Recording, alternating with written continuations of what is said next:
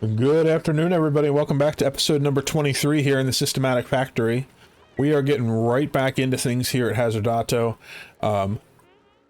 Getting things cleaned up here, getting some work expanding what we're working on here. But first, I wanted to check something out on the other colony and show you what I have done. I wasn't paying attention, and we had let this petroleum in this lock get too hot. And so what happened is it turned to sour gas. And so I pumped the sour gas from this little room out up this way, and now I'm pumping the sour gas that escaped into here out so that we don't have any heat transfer from this magma into everything else, because it's going to cause some issues if we don't. So we are working on that now. It's going to take just a few minutes to get that done out. There's not that much in there. It was pretty small. So it's pumping out. It's just pumping out into here, and then if you see there's some sour gas here, there's some working its way down. It's the heaviest gas that we have in this room, so it's slowly working its way down, and it'll get down to this spot, and it'll get picked up and put into our sour gas storage. So it's no problem, but we had to catch that now rather than later before it broke a bunch of stuff. So back on Hazardato, we have problems with stress, we have problems with carbon dioxide building up, we have all kinds of issues. So the first thing I'm going to do is I'm going to stop the system we have up here. It was, we were just trying to get things running so that we could get some things up and going, and we're doing it a little too quick. So what I want to do is cut off this power supply to here. And that should shut down production for ethanol. And I'm going to cut off this here, so we're not pumping any ethanol into our petroleum generator. It's going to cut down all the power here, and everything's going to shut down. And that's fine. We need to do this a little smarter. So I'm coming down here, I'm going to make some changes down here, and I'm going to build a power plant down in this section at the lower part of the base where we can seal it off and keep the carbon dioxide contained, and then set up a system for managing it. And for now, all this carbon dioxide that did build up will hopefully get eaten by some of these oxiferns that are around slowly, and we're going to work on a few other things. The big priority here, though, is getting some food set up for this colony.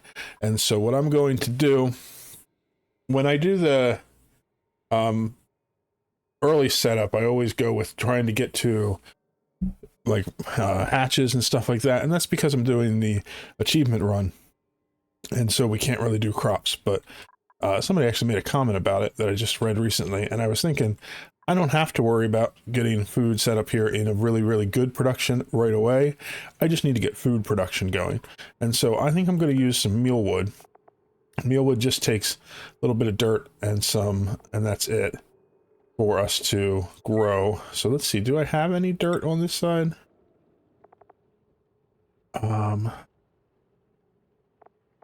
would be under consumable or cultivatable. Cultivable soil. Dirt. I have 275 tons. So that's enough to get us going for sure. The other thing is that our pips will produce more dirt once we get things running up here. I believe that's what they do. And so we're going to set up... What I'm going to do is set up a production down here where I'm running some mealwood to get some food going from that. And I'm going to work on opening up this cool slush geyser so that I can get some water for it too, because I'm going to want to do hydroponic farms for our mealwood. So let's do, I think we'll do it right here above our water production. So let's just start with that, and we'll get some set up, and we'll figure out what we're doing and get things going. As far as the food goes. And once we have that sorted, then we can work on clearing out this side and setting up a little bit of a power production so that we can get our pip and arbor tree system up and running. I wasn't really thinking straight when it comes to my mealwood. Mealwood doesn't need to be in a hydroponic farm. Mealwood only needs the dirt. And so I did a little bit of math. Let me see if I can do it again. For domestic growth, it takes 3 cycles for each mealwood to grow.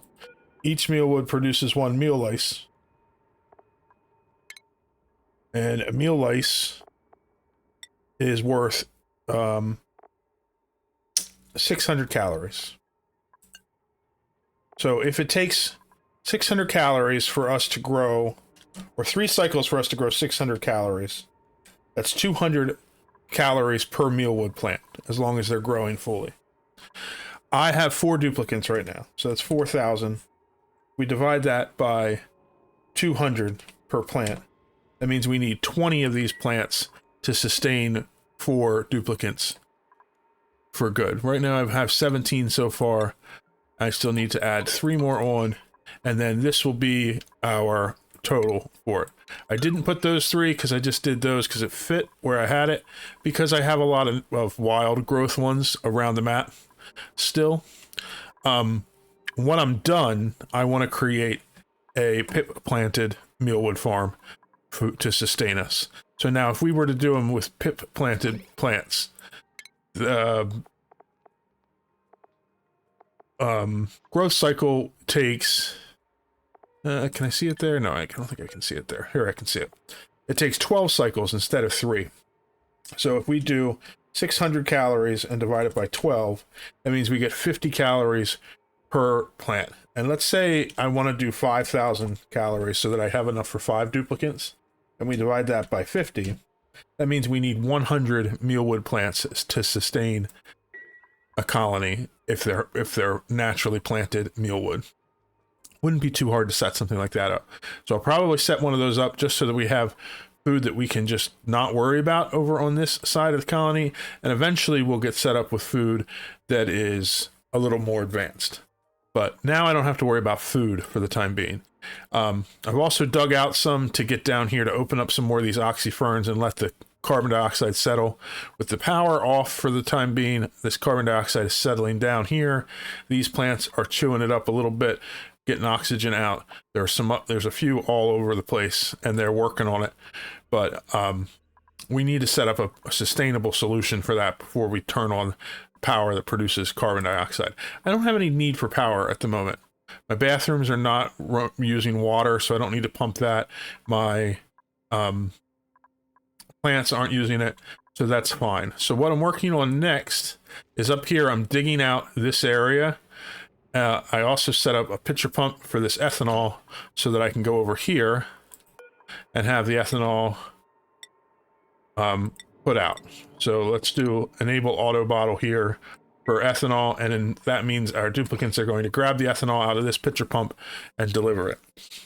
The goal is to get all of this brought down to the point where it's all empty, because I want to build bases for our duplicants. So I'm gonna, on this planetoid, I'm going to set up a system. Instead of having like one centralized base, I'm going to have little pods for each of them. So there will be probably a dining hall that is communal, and then I will set up a pod for each of them that they have inside their pod. They have a bedroom, they have a bathroom that includes a shower, and they have, I'm probably going to set up like a little treadmill room so that if I want to have them just stay in their pod and do some training on getting their skill points up, I can do that. And I'm going to build enough of that so eventually I want to have 10 bedrooms in this side of the planetoid so that we can have 10 of them over here just doing their thing, and we'll let them out when we have work for them to do, basically. So we're going to dig all of this down, get everything here cleared out so that we have space to do it. We basically have to try to fit it in above this volcano, because we're going to be setting that up with a system to tame it to get the refined metal.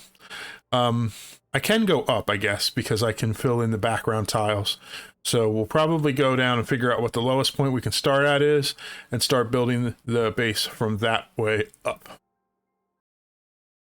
Okay, everybody, we're back on the main colony because there's a lot of things that have gotten broken while I was working on the other side. The valve down here at the bottom of my petroleum plant was made out of copper, so it was overheating, so I swapped it out for a steel one. And down here where we have our plastic system, we needed more plastic. And so we've been drawing off about 50%, well, not about 50%, exactly 50% of our oil is going to that system. So the system up here was only getting 50% flow in the pipe, and then things were overheating. So what I did is I changed this valve so now it's flowing at 4,900 grams per second, which means that this pipe will stay with a constant flow. It won't be full, but it'll be a little less than half full, but it'll still be able to pick up the heat, and it will keep things from breaking. Back on Hazardato, I was working on building a system over here to set up some power, and in my head I was thinking that I could build a system using the oxyferns to eat up the carbon. That's because I was just looking at it incorrectly.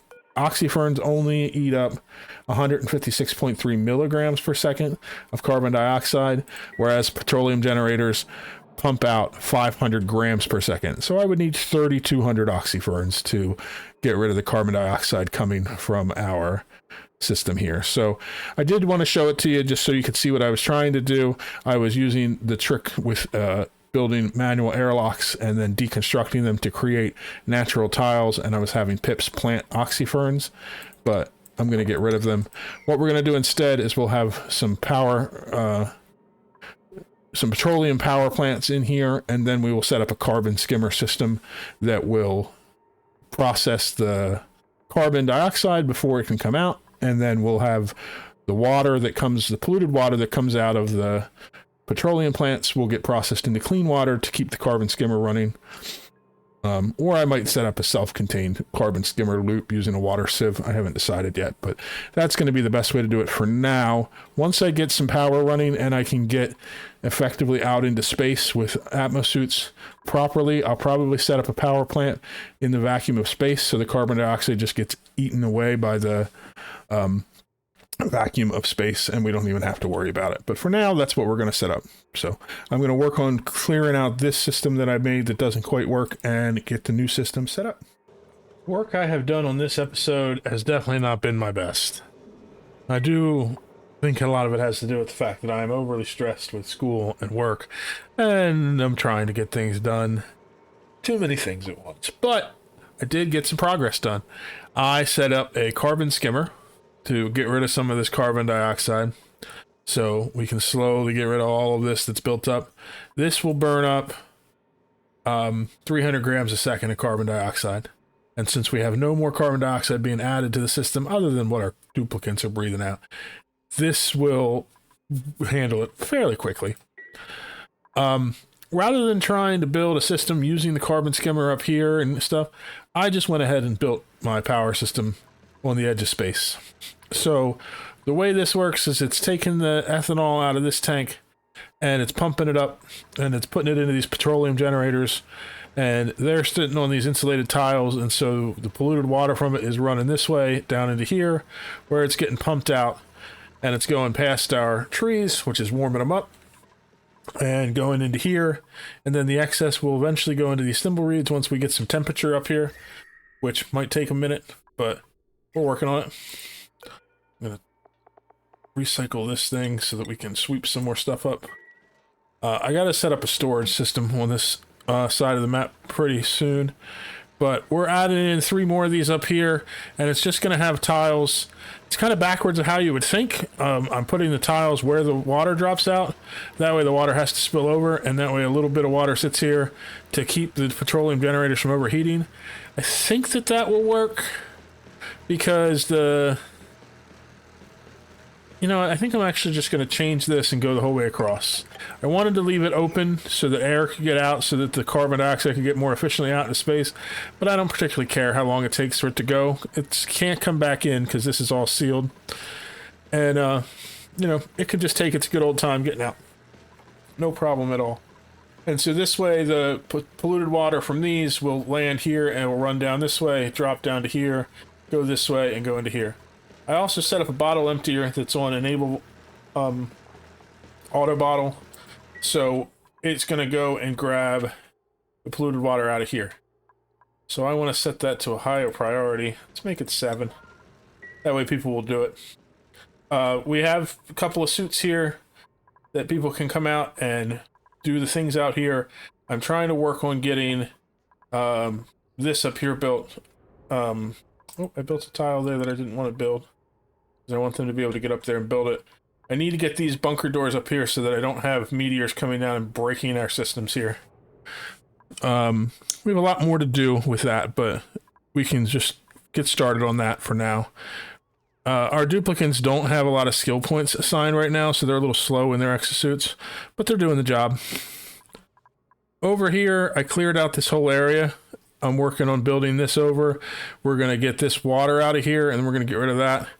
If you see down here, I kind of built out the frame of a tamer on this cobalt volcano, just so I knew where it was going to be. So this is the lowest I want to go. Also, there's a hydrogen vent over here, which is going to impede us from being able to build any lower. So this side I might have to go a little higher. But the idea is that I'm going to build little private bedrooms for each of our duplicants in here and stack them up. And I'm going to do them on both sides. And then I've got to figure out where I want to put a dining hall for them. And then I'm going to put an exosuit exit for... I haven't decided if I'm going to put an exosuit for each one of them, or if I'm going to put one station at the edge of it. We'll see once I get things started and get laid out.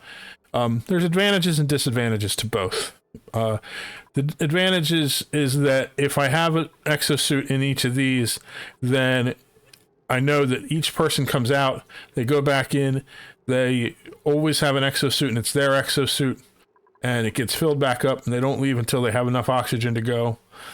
The disadvantage is that I have to manage that, so I have to set up some automation for it, but I can do that. I have duplicants that have enough skill points that I can give them mechatronics and set up all the automation we need for that.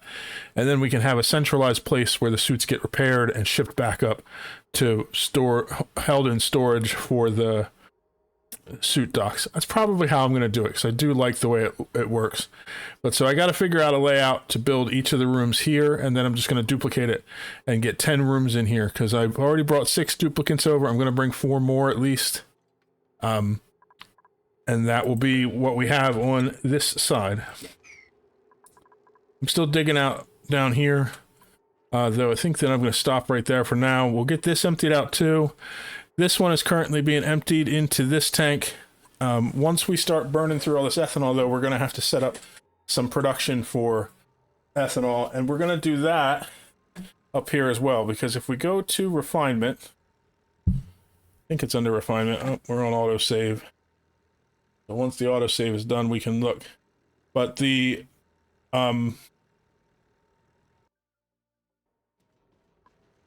system for making ethanol, the ethanol distillers, they produce ethanol, they produce polluted dirt, they produce carbon dioxide, they produce heat, and so I don't remember. Yeah, these don't have a vent either. So like when the carbon dioxide comes out, they just come out of the distiller. So I think what I'm going to do is I'll set them up out here.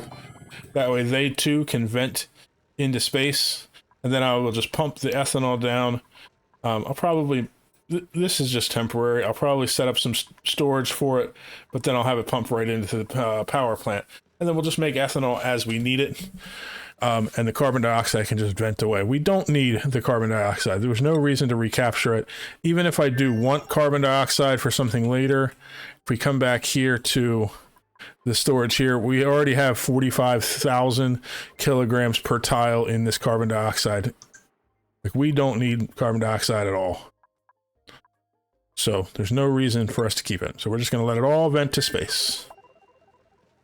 So eventually we'll get that set up so that we have enough ethanol distillers to keep these running, and then it's going to produce polluted water, and we'll use the polluted water for different things here on this map, and that'll be our one of our primary water sources.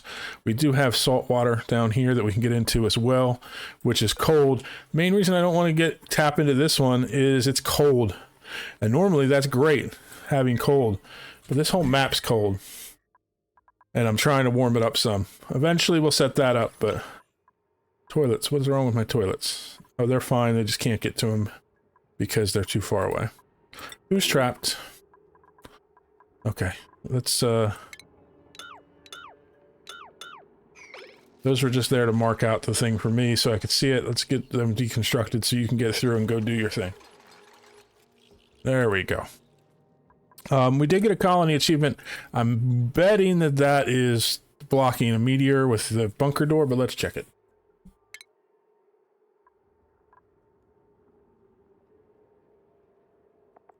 Oh no, that's all the way back from here. I never looked at the one that says to teleport a duplicate to another world and defrost a duplicate. We still have yet to block one. That's fine. I thought we had built some on this side, but I guess maybe I started that process and never got there. Oh yeah, I definitely have blocked meteors. That's weird. Oh, it was registered, it just didn't go in. So that was the achievement that we saw. Okay. It just didn't highlight. Sweet.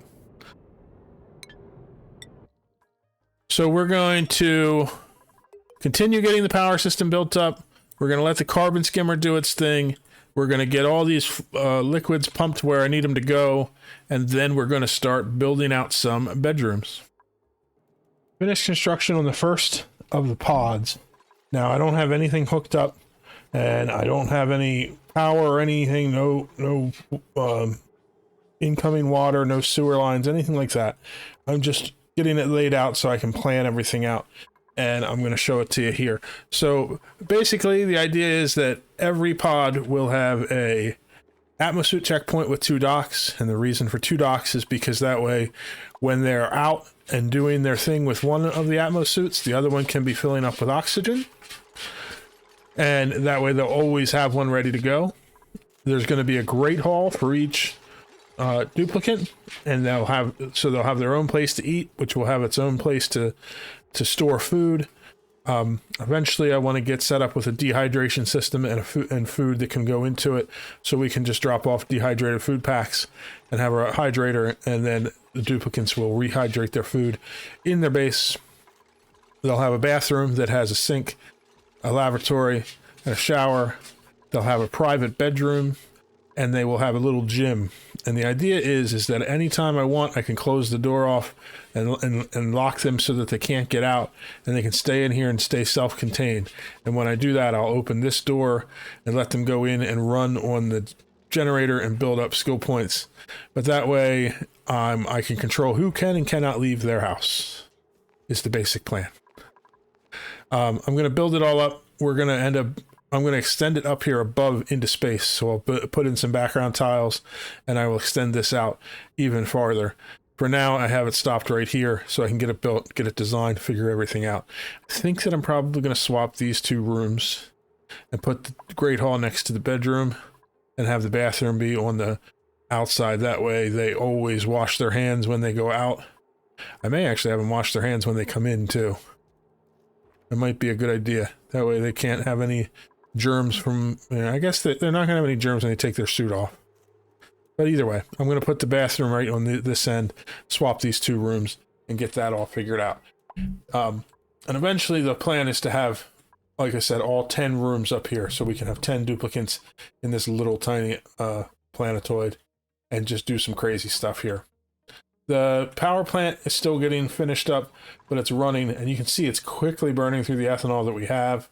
We already pumped out this room. You can actually deconstruct that. And I turned this one on, so they're emptying this one out. So we're getting all the ethanol on the map up. We still have a few more pockets to get up from different places, but mostly we're burning through the ethanol that we had really, really quickly, which is fine. We don't super need the power. We're burning the power to create some heat. And you can see we have effectively done that. We'll probably change up this piping so that we don't have quite so much heat coming in, because we're probably going to get to the point where we're overheating in here. I do need to get some heat over to this end. So I think what I'm going to do is just put a couple of radiant pipes right here, just to throw some heat into this area so I can get my thimble reeds running again. We've gotten to the point where the polluted water is building up really far, so I want these thimble reeds here using up that polluted water so that we can keep the power plant running. We have a lot of other things we need to work on with this. I want to move this liquid lock onto this side so that the duplicants are going through the atmosuit and then going through the liquid lock rather than the other way around. A lot of times when they're coming through here, they release some gases and it messes things up. You can see there's natural gas in here from our duplicant that is a flatulent duplicant. He's been filling this room up with natural gas, kind of negating the point of having a double liquid lock like that, which is okay, but we'll fix that. We'll make it so that when they go through the liquid lock, they already have a suit on, so it won't be a problem. And we need to get the ethanol distillers up and running so that we can continue our power. But for now, we have power. This is running fine. This is running off of a manual generator, which is okay too. But we're slowly getting rid of some of the carbon dioxide. It was all the way up to this level. Now it's down to here. So it's slowly working its way out. It's going to take a lot of time, but we'll get it cleaned up. I am going to stop the episode here. For now, we'll get this done in the next episode. We'll get all the bedrooms all finished up and get this place sustainable in the next episode.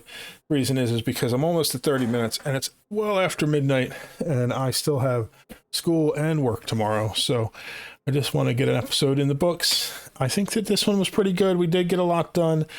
It wasn't exactly my finest hour. A lot of things I didn't do the smartest, but sometimes that's more entertaining, or at least more educational, to see people screw some things up. So I'm gonna leave it like that, and we'll finish everything up in the next one and get this base finished and start doing some actual production here on Hazardato.